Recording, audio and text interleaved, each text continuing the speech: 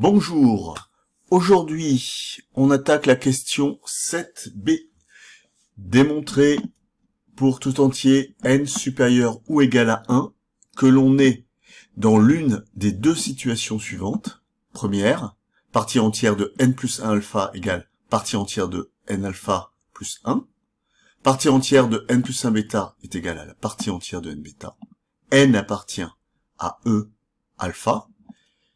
Et n n'appartient pas à E bêta. Deuxième situation, ce sont les mêmes conditions en permutant alpha et bêta. Alors on commence.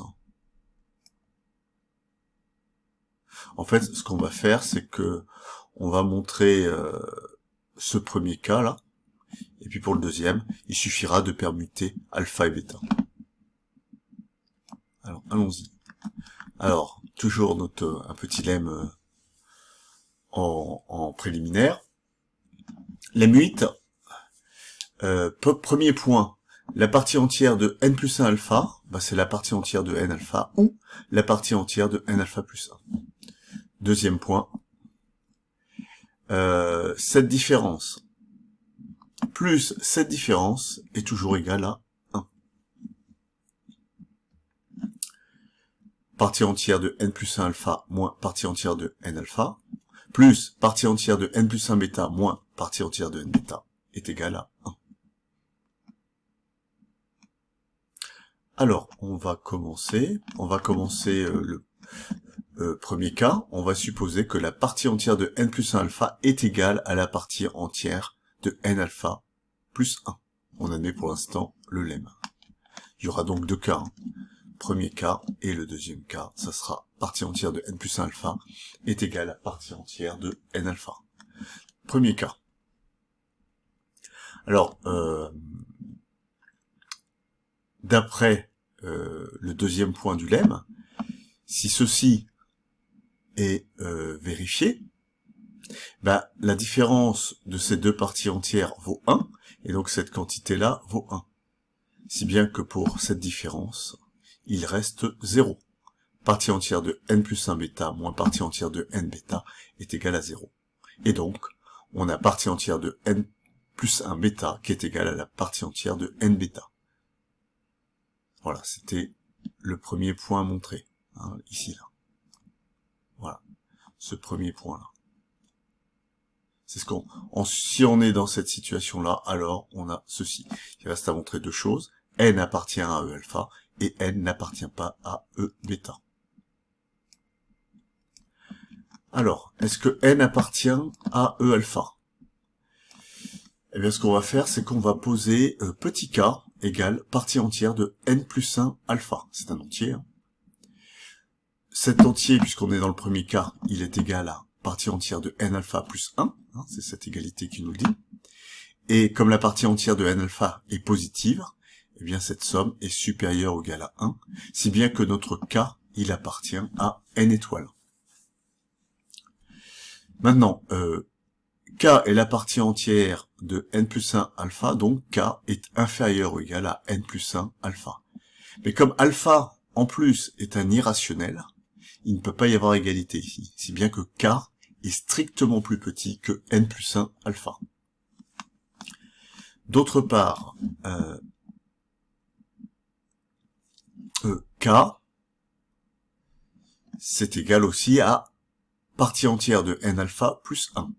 Donc, la partie entière de n alpha est strictement plus petite que k. Ce qui implique que n alpha est nécessairement strictement plus petit que k. Sinon, n alpha est supérieur ou égal à k, ce qui entraînerait que la partie entière de n alpha serait supérieure ou égale à k, ce qui contredit cette inégalité. Donc, on a bien n alpha strictement plus petit que k, et on a donc une double inégalité, k plus petit que n plus 1 alpha, et k strictement plus grand que n alpha. On divise par alpha, on obtient cette double inégalité, et si k alpha est strictement plus grand que n, il est supérieur ou égal à n. on en déduit, de cette double inégalité, que la partie entière de k alpha est égale à n. Autrement dit, n est égal à partie entière de k sur alpha. Et donc finalement, notre n, il appartient à E alpha. Car je vous rappelle que le k, il appartient bien à n étoiles. Voilà, on a démontré le troisième point. Le troisième point, c'est celui-là. Voilà. N appartient bien à E alpha. Maintenant, on va montrer que n n'appartient pas à E bêta. Dans la... Alors, est-ce que cette non-appartenance est vraie? Alors, on va supposer le contraire. Supposons que n appartient à E bêta. Alors, on a donc n qui est égal à partie entière de L sur bêta, ce qui veut dire... Enfin, il existe un L entier supérieur ou égal à 1, tel que partie entière de L sur bêta est égale à n. Ce qui veut dire que L sur bêta est supérieur ou égal à n est strictement plus petit que n plus 1. On multiplie tout le monde par bêta, on obtient cette double inégalité. Et comme bêta est un irrationnel, et bien là, on ne peut pas avoir égalité, si bien qu'on a cette double inégalité stricte. Alors ça va impliquer plusieurs choses. Ça implique que la partie entière de n plus 1 bêta est supérieure ou égale à L. Par contre, la partie entière de n bêta, L,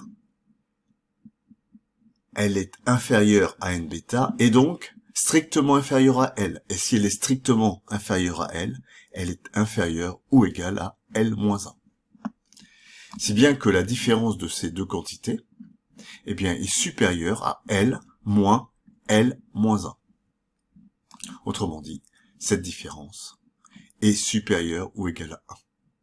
Parce alors, on a vu que cette différence, en fait, on a vu dans la diapositive précédente qu'elle valait 0. Hein, c'est ici. C'est ici, là. Cette différence-là vaut 0. On en déduit donc que 0 est plus grand que 1. Et ceci est faux. Donc, notre hypothèse est fausse. Notre hypothèse, c'était que n appartenait à E bêta. Donc, n n'appartient pas à E bêta. Alors là, on vient de conclure, on a bien montré. Si on est dans cette situation-là, alors on a bien ces trois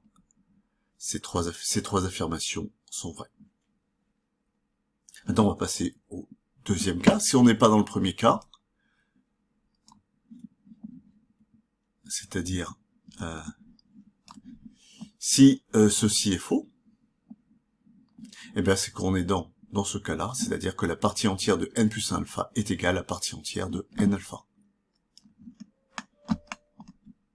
Et dans ce cas,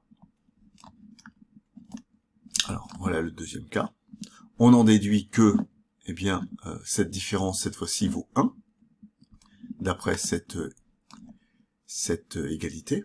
Hein, si celle-ci vaut 0, eh bien celle-ci vaut 1. Et en fait, on se ramène... pardon. Alors, oula. Je suis perdu dans mes diapos, là.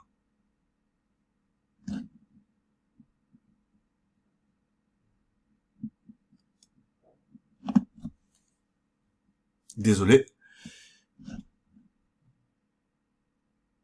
Oui, effectivement.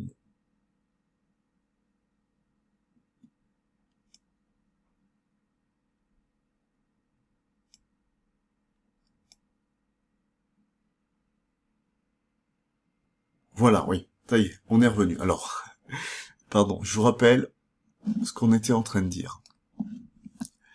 Oui, deuxième cas, on a cette égalité. Si cette égalité est vraie, alors on en déduit que celle-ci est vraie d'après cette égalité-là. Si ceci vaut 0, bah ceci vaut 1. Et donc en fait, on reprend le premier cas en permutant alpha et bêta, et on trouve la deuxième, le deuxième point ici. On trouve exactement ça.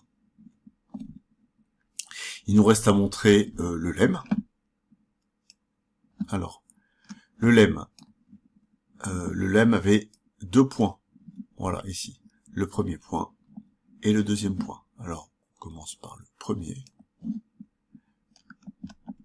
Alors, on rappelle que la partie entière d'une somme, c'est la somme des parties entières, ou la somme des parties entières augmentée de 1. Partie entière de n plus 1 alpha, c'est égal à partie entière de n alpha plus alpha. Donc d'après cette égalité, on obtient partie entière de n alpha plus partie entière de alpha, ou partie entière de n alpha plus partie entière de alpha plus 1. Mais on sait que alpha est compris entre 0 et 1 strictement. Donc, la partie entière de alpha vaut exactement 0. Et ces expressions se réduisent à ces deux-là. Voilà, ça c'est la démonstration du premier point. Le deuxième point, c'est celui-ci, cette grande inégalité-là, cette grande égalité. Alors, dans le 7a, on avait montré cette égalité-là. Alors cette égalité, si elle est vraie pour n, elle est vraie aussi pour n plus 1. Et donc on écrit partie entière de n plus 1 alpha plus partie entière de n plus 1 bêta, qui est égale à n plus 1 moins 1, c'est-à-dire n. Partie entière de n alpha plus partie entière de n bêta, c'est égal à n moins 1. On fait la différence des deux et on obtient la partie entière de n plus 1 alpha moins partie entière de n alpha ici, plus partie entière de n bêta plus moins partie entière de n, partie entière de n plus 1 bêta moins partie entière de n bêta est égal à n moins n moins 1, c'est-à-dire 1. Voilà, je vous remercie pour votre visionnage et je vous prie de m'excuser pour les quelques cafouillages. Merci, au revoir.